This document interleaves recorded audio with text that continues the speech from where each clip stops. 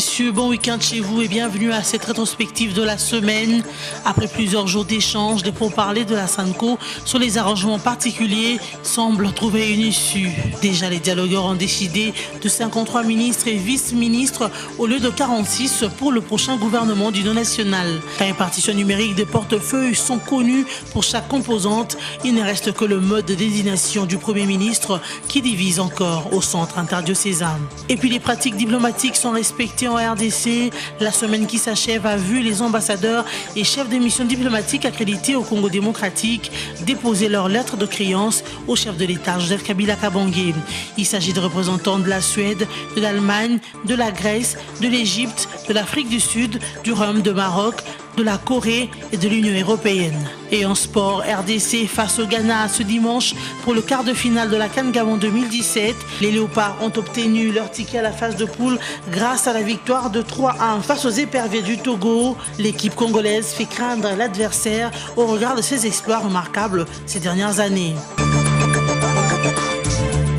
Conformément aux pratiques diplomatiques, le président de la République, Joseph Kabila Kabange, a reçu ce lundi 23 janvier 2017 au Palais de la Nation les lettres de créance de 4 nouveaux ambassadeurs et chefs de mission diplomatique. Parmi ceux-ci figurent 3 diplomates européens et un africain. Et parmi les 3 européens figure une femme. C'est d'ailleurs celle-ci qui a été la première à avoir présenté ses lettres de créance au chef de l'État. Elle, c'est Maria Akansson, nouvelle ambassadeur de la Suède en RDC. Âgée de 47 ans, elle a débuté sa carrière diplomatique en 1996 à la Commission de l'Union européenne. Elle passera ensuite la majeure partie de sa carrière au ministère suédois des Affaires étrangères avant d'être en Finlande comme première secrétaire d'ambassade et à New York comme conseiller à la mission permanente de son pays auprès de l'ONU. Maria Akansson a été chargée d'affaires de la Suède à Kigali avant d'être affectée à Kinshasa. Est venu ensuite Thomas Terstegen, 57 ans, nouvel ambassadeur de l'Allemagne en RDC où il séjourne depuis août 2016 en provenance d'Addis Abeba où il était chef de mission adjoint. Thomas Terstegen a été en poste entre autres à Alger et à Sao Paulo au Brésil comme chef de mission adjoint, à Washington comme consul général, en Azerbaïdjan comme chargé d'affaires d'intérim. Il est entré dans le service diplomatique de son pays en 1990 comme conseil juridique et culturel au consulat général de l'Allemagne à Milan, en Italie. 3e ambassadeur du jour auprès du chef de l'État congolais, le grec Georges Papacosta, né le 13 août 1965. Il débute sa carrière diplomatique en 1992. Il est affecté entre autres en Slovénie, en Suède, en Arménie et à Bruxelles auprès de la Commission de l'Union européenne. Il a également dirigé le bureau du Parlement grec au Parlement européen. Youssouri Mohamed Khalil, nouvel ambassadeur de l'Égypte à Kinshasa, a été le dernier hôte du chef de l'État congolais ce jour. Âgé de 53 ans, il a été en poste, entre autres, en Arménie, à Bahreïn, au Sénégal, en Slovénie et au Koweït. Youssouri Mohamed Khalil parle couramment l'anglais et le français. Premier Conseil supérieur de la défense sous le président Joseph Kabila en 2017. Présidé le mardi 24 janvier à Kinshasa par le chef de l'État, ce conseil a connu la participation du Premier ministre Sami Badibanga pour sa toute première fois. Selon nos sources, le Conseil a réuni les hauts commandements des forces armées de la République démocratique du Congo, des FARDC, et de la police nationale congolaise, la PNC, autour de Joseph Kabila. Cette réunion des hauts niveaux stratégiques de l'État s'est tenue dans un contexte sécuritaire animé par l'incursion des combattants de l'ex-rébellion du M23 dans la province du Nord Kivu. Selon les gouvernements, ces combattants sont venus de l'Ouganda, où ils sont cantonnés depuis la mise en déroute de cette rébellion par les FARDC, appuyée par la brigade de la mission des Nations Unies pour la stabilisation du Congo, MONUSCO. Les Nations Unies et les mécanismes conjoints de vérification de la CIRGL n'ont toutefois pas encore confirmé cette information rendue publique par les gouvernements congolais. Toutefois, une délégation de l'ONU conduite par le représentant spécial des Nations Unies dans la région des Grands Lacs, Sadjinit, devrait évoquer la question avec le président ougandais Yoweri Museveni à Kampala dans un avenir proche. Consensus trouvé autour de la taille du gouvernement et la répartition de portefeuilles au centre interdiocésain à Kinshasa. Les délégués s'y sont finalement accordés le jeudi 26 janvier sur la composition du prochain gouvernement après des négociations difficiles où seule la majorité présidentielle et le rassemblement semblent avoir trouvé leur compte. Les délégués se sont entendus pour augmenter le nombre des membres du gouvernement à venir qui passe de 46 à 53 ministres et vice-ministres. Les parties prenantes, sous l'œil impatient des prélats catholiques, sont tombées d'accord pour l'attribution de 18 ministères et 3 vice-ministères à la majorité présidentielle. 13 ministères et 3 vice-ministères au Rassemblement, 8 ministères et 3 vice-ministères à l'opposition du dialogue de la Cité de l'Union africaine. Le même compromis a attribué 2 ministères et un vice-ministère à l'opposition républicaine et 2 ministères et un vice-ministère à la société civile, signataire de l'accord du 18 octobre et non signataire.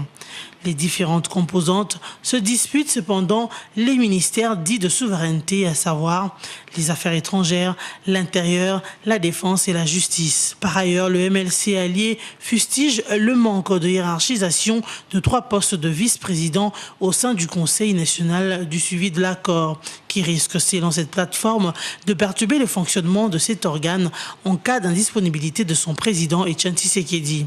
D'où la réclamation par le Front pour le respect de la Constitution de la révisitation du compromis trouvé sur le Conseil national de suivi de l'accord au sujet du partage de responsabilité de 3 postes à la vice-présidence. Quant à la question du mode de désignation du Premier ministre issu du Rassemblement, les discussions se poursuivent ce vendredi. Un compromis est très attendu ce jour à ce sujet, selon l'abbé Donatien Cholet. Les évêques souhaitent de leur part la fin des travaux ce samedi 28 janvier 2017. Les négociations sur les arrangements particuliers se poursuivent au centre interdiocésain à Kinshasa. La plénière de mardi devrait aborder la question de la désignation du Premier ministre, la répartition des portefeuilles au sein du gouvernement, mais le débat n'a pas eu lieu. D'après l'abbé Donatien Cholet, secrétaire d'intérim de la SANCO, certains délégués ne sont pas prêts avec leurs conclusions. Les discussions ont été donc renvoyées pour ce mercredi 25 janvier. Selon le porte-parole de la SANCO, les délégués avaient besoin de temps de travail et la médiation, encore une fois de plus, rappelait aux délégués de n'avoir pour leitmotiv que le bien-être de la population, vu qu'elle est déjà fatiguée de patienter. Par ailleurs, les 3 ministres du gouvernement, Sami Badibanga, à savoir José Makila, Jean-Lucien Boussa et Azaria Sourberois, ont rejoint le mardi dans la matinée les discussions sur le partage de portefeuille pour le prochain gouvernement. Selon José Makila, le plus important pour eux est que les Congolais et les Congos se retrouvent dans ce que font les politiques. Ces 3 ministres qui soutiennent Sami Badibanga n'ont cependant pas encore signé l'accord du 31 décembre. L'abbé de l'ancien Cholet a aussi fait savoir que la SANCO a rencontré Etienne Tshisekedi avant son départ pour un check-up médical à Bruxelles. L'objectif de cette rencontre était de s'enquérir de l'état de santé du président de l'UDPS, pour autant que la SANCO était inquiète de tout ce qui se disait à ce propos. Il y a plus de peur que de mal, il va bien, on l'a trouvé. Comme toujours en forme physiquement, a renchéri le secrétaire général ad intérim de la SANCO. Et de l'ancien Cholet de conclure, le leader Maximo sera bientôt de retour au pays pour accompagner la mise en application de l'accord du 31 décembre 2016. Annoncé hier lundi, Etienne Tshisekedi a bel et bien quitté Kinshasa tôt ce mardi en destination de Bruxelles pour des raisons médicales. L'opposant de longue date, âgé de 84 ans, a décollé de l'aéroport international de Njili à bord d'un avion privé à 6 heures, heure de Kinshasa, accompagné de son épouse, mais aussi d'une infirmière. Le président de l'Union pour la démocratie et le progrès social UDPS quitte le pays en pleine négociation politique. Selon Félix Tshisekedi, cité par Top Congo FM, l'absence du leader Maximo ne remet pas en cause l'application de l'accord politique du 31 décembre. Il a précisé que le leader du Rassemblement est en parfaite santé, c'est juste un court séjour à Bruxelles pour un check-up médical. Sous le couvert de l'anonymat, un haut cadre de l'UDPS a déclaré sur un média international que la santé d'Etienne Tshisekedi s'est brusquement dégradée. C'est peut-être un aller simple, ce n'est pas à exclure, a souligné ce dirigeant de l'UDPS. Mais pour couper court aux rumeurs, l'UDPS, sans préciser les motifs du voyage, avait publié tard dans la nuit un communiqué affirmant ce voyage d'Etienne Tshisekedi à Bruxelles mardi à 10h. Ce pour un séjour prévu depuis son retour triomphant en juillet 2016, mais reporté à plusieurs reprises suite à la situation politique et enjeux de l'heure dans le pays.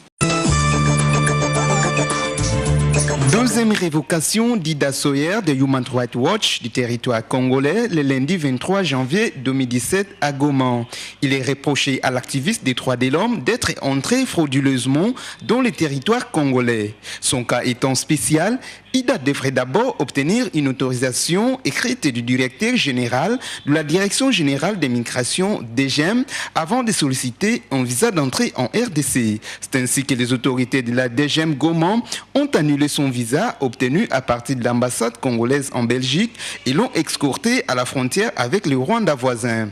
Une décision qualifiée de politique par Georges Kapiamba, président de l'ONG ACAJ, qui dit œuvrer pour la justice. D'après lui, Ida Sawyer a obtenu régulièrement son visa en payant tous les frais à l'ambassade congolaise à Bruxelles. L'expulser de nouveau est une décision arbitraire et non fondée. Quant à l'ONG Human Rights Watch, elle estime que cette décision prouve que la décrispation politique n'est pas encore effective en RDC, malgré la signature de l'accord du 31 décembre. Human Rights Watch espère que son activiste sera autorisé à regagner la RDC de nouveau. Du côté gouvernement, le porte-parole et ministre de la Communication et Médias, Lambert Mende, a fait savoir que l'expulsion d'Ida Sawyer n'a rien à voir de politique. C'est un problème professionnel, car Kinshasa n'a jamais renouvelé le visa de la chercheuse de Human Rights Watch depuis sa dernière expulsion. C'est depuis le 13 janvier qu'Ida Sawyer est entrée en RDC avec un visa de 3 mois à entrée multiple qu'elle avait obtenu le 5 janvier 2017 à l'ambassade congolaise de Bruxelles en Belgique.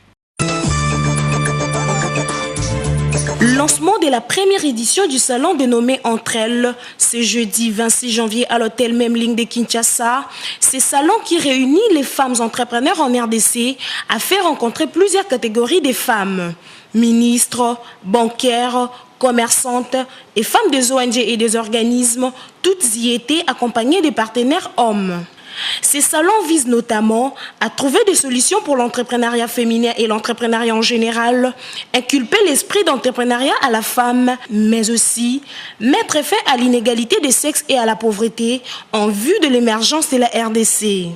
Le salon Entre elles est organisé par la nouvelle Chambre des commerces nationale dans une collaboration avec le ministre des Développements rural, celui de la jeunesse, avec l'appui de l'ONU Femmes en RDC. Martine Bouka-Santumba, ministre au Développement rural, qui dit suivre la vision du chef de l'État Joseph Kabila Kabange sur la révolution de la modernité, a remercié toute l'équipe et a encouragé cette belle initiative. C'est ici l'occasion de remercier et de féliciter les organisateurs de ces assises pour cette initiative combien louable.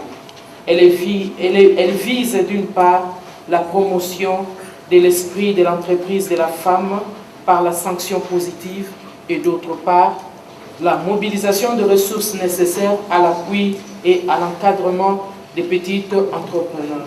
Martine Bouka-Santumba croit fermement que les femmes entrepreneurs de la RDC vont contribuer au développement du pays. L'ouvrage parlant des élections vient de voir le jour en RDC. Comment briser le plafond de verre pour les femmes candidates aux élections en RD Congo et son intitulé.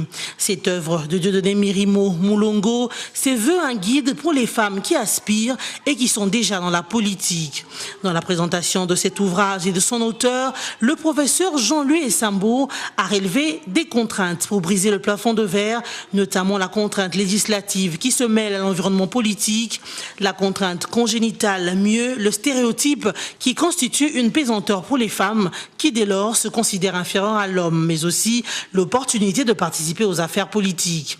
Le professeur Issambo a par la suite encouragé l'auteur Mirimo Moulongo pour ce livre qui, selon lui, est un plaidoyer pour les femmes. Ancien rapporteur de la commission électorale indépendante, l'auteur de Dieudonné Mirimo Moulongo a dédié cette œuvre d'esprit à l'abbé Apollinaire Malou-Malou, aujourd'hui mort, grâce à qui il a acquis beaucoup plus de connaissances en matière électorale. J'aimerais rendre grâce à Dieu, maître des temps et des circonstances, qui m'a renouvelé ce jour le souffle de ma vie, qui me permet d'être devant l'auguste assemblée ici présente.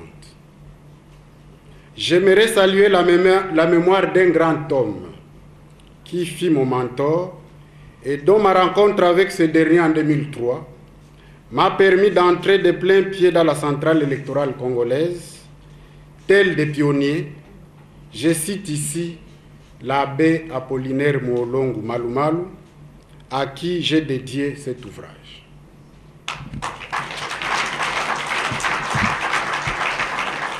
L'expérience acquise à ses côtés, d'abord comme rapporteur de la commission électorale indépendante de 2003 à 2011, puis comme secrétaire général administratif et financier de l'école de formation électorale en Afrique centrale, FEAC en sigle, de 2011 à 2016, et enfin, comme acteur et observateur, m'a immanquablement marqué et forgé dans la rédaction du présent ouvrage. Cet ouvrage a été porté sur le fonds baptismaux par la représentante du Fonds des Nations Unies pour la population en RDC, Diene Keita. À la santé des femmes de la République démocratique du Congo et à la lumière qui est faite à leur travail à travers cet ouvrage. Plusieurs personnalités gouvernementales et d'institutions d'appui à la démocratie ont assisté au vernissage de cet ouvrage.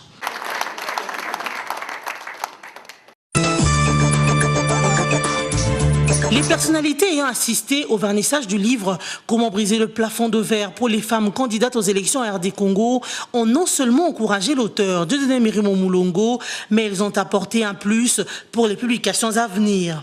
Corneille Nangaa, président de la CENI, a lui déploré l'évolution lente et décevante de la femme dans la scène politique congolaise.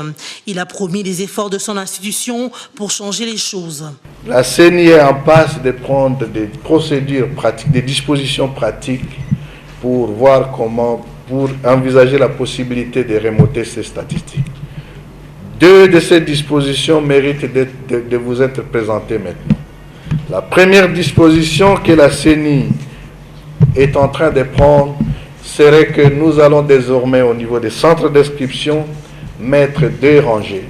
Désormais, nous allons mettre 2 rangées, une rangée femme, une rangée homme, qui permettrait à ce qu'on fasse l'alternance à chaque entrée du centre d'inscription.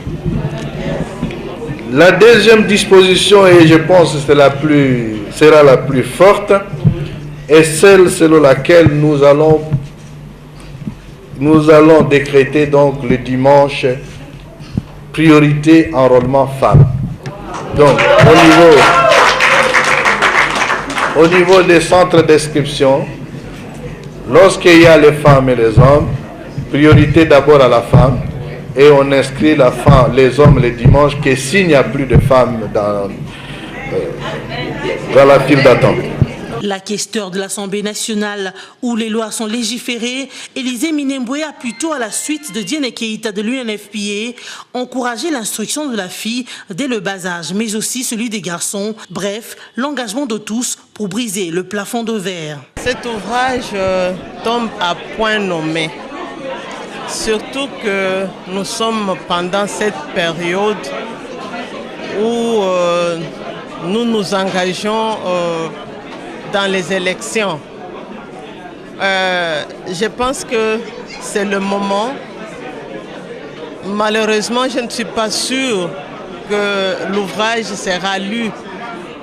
Il faut qu'il y ait un moyen de vulgariser cet ouvrage pour que tout le monde puisse le lire. Et pas seulement les femmes. Je pense plus les partenaires hommes. Parce que telles que les questions sont posées, on nous dit qu'il faut bouger les lignes. Et quand il faut bouger les lignes, ça commence par les plus hauts niveaux. Ça commence par beaucoup de réformes, surtout des réformes sur le plan législatif. En plus de cela, il faut l'engagement. L'engagement de la femme, l'engagement de l'homme. Il faut aller plus loin, regarder notre culture. On dit qu'on ne peut pas changer. Je viens d'apprendre une belle expression aujourd'hui. On dit si on ne peut pas changer notre culture, mais nous pouvons changer l'image de notre culture. Je pense tout ça, nous devons regarder l'éducation des enfants. Et quand on parle de la culture, je pense tout ça englobe aussi bien la culture que d'autres aspects de la vie. Au nom des Nations Unies, le directeur de la division électorale de la MONUSCO a rassuré de l'appui de son organisme, tout en soulignant que la participation de la femme dans la politique est une garantie à la démocratie inclusive. Poursuivre la mission entamée par ses prédécesseurs, la protection sociale des artistes, rétribuer équitablement les fruits de la création artistique, tels sont les objectifs du gouvernement Badibanga dans les domaines de la culture et des arts. Une vision donnée par Sylvain Macheke, ministre de la Culture et des Arts, lors d'une cérémonie organisée le week-end dernier à Béatrice Hôtel à Kinshasa. Une occasion pour le ministre d'échanger les vœux de Nouvel An avec les artistes, écrivains et opérateurs culturels. Le gouvernement de la République poursuivra l'érection des infrastructures liées à la réhabilitation et à la valorisation des sites négligés à Siafoumou et à Mwanda village dans les Congo central et au Maniema, ainsi que la réhabilitation des monuments. Les bénéficiaires de cette vision, qui sont des artistes et opérateurs culturels, ont demandé au ministre d'être plus concret et de faire le suivi de ce qu'il a promis, outre les moyens qu'il faut mobiliser pour soutenir l'artiste congolais. Je pense qu'il était quand même temps qu'il y ait un ministre qui puisse savoir qu'il n'est pas là juste pour s'asseoir sur un siège, mais qu'il est en train de légiférer sur des secteurs bien déterminés. Il était temps qu'on sache à qui on avait affaire et que lui-même sache qu'il était en train de gérer. Pour arriver à cette fin, le ministre Macheke a invité tous les artistes à travailler en collaboration avec son ministère afin de réussir cette vision. Yaya Jammeh a enfin cédé le pouvoir à son successeur, Adama Barrow, élu président de la Gambie le 1er décembre 2016. Après 6 semaines de crise politique, l'ex-président gambien a quitté la capitale Banjul samedi soir dans un avion privé pour l'exil en Guinée équatoriale en transitant par la Guinée-Conakry. Un dernier adieu en brandissant le Coran face à quelques supporters présents sur le tarmac de l'aéroport de Banjul. Mettant ainsi fin à un feuilleton qui aura duré plusieurs semaines, Yaya Jammeh a décollé avec le président guinéen Alpha Condé qui a réussi la dernière médiation de la communauté économique des États de l'Afrique de l'Ouest, CEDEAO. Cette dernière qui menaçait d'intervenir militairement pour qu'Adama Barrow prenne ses fonctions. Barrow, qui avait prêté serment depuis le Sénégal le 19 janvier, devrait prochainement regagner la Gambie. Dans une déclaration lue en son nom, Yaya Jammeh a souhaité bon vent à son successeur. Soulignant que le départ de Yaya Jammeh de la Gambie a suscité des manifestations de joie chez la population de Banjul qui se déclare libre. Pendant la crise, plus de 45 000 personnes ont quitté la Gambie. La CEDEAO, l'Union africaine et l'ONU ont annoncé garantir les droits de Yaya Jammeh, y compris à revenir dans son pays, saluant sa bonne volonté pour parvenir à un dénouement pacifique de la crise. Lors de sa campagne pour la présidentielle américaine en novembre dernier, Donald Trump s'était engagé à expulser les clandestins délinquants des États-Unis et à ériger un mur à la frontière avec le Mexique. Le nouveau président américain précise ce mercredi 25 janvier les premières mesures de sa politique anti-immigration. Une politique qui consistera à limiter l'octroi de visas, l'accueil de réfugiés et l'immigration, ainsi que la construction d'un mur entre les États-Unis et le Mexique afin d'empêcher le passage de migrants. Toutes ces mesures visent à empêcher le passage de migrants vers les États-Unis, ainsi qu'à permettre de corriger les erreurs du passé, a expliqué le premier citoyen américain. Toujours dans le même cadre, Le président américain devra signer le jeudi 26 janvier deux décrets sur l'immigration et les villes sanctuaires qui se sont engagés à refuser d'emprisonner les clandestins lorsque leur détention aura pour but de les expulser. Ces décrets devraient limiter l'immigration et l'accès aux États-Unis des réfugiés et détenteurs de visas en provenance de certains pays du Moyen-Orient, à savoir l'Iran, l'Irak, la Libye, la Somalie, le Soudan, la Syrie et le Yémen. Selon Washington Post, les ressortissants de ces pays sont déjà confrontés à des séries d'obstacles pour obtenir un visa américain. Quant au programme DACA, initié par son prédécesseur Barack Obama, Donald Trump a également promis de le supprimer, bien que ces programmes aient permis à plus de 750 000 clandestins arrivés mineurs sur les territoires d'obtenir des permis de séjour et de travail. Ça y est, les Léopards de la RDC sont qualifiés pour le quart de finale de la CAN Gabon 2017.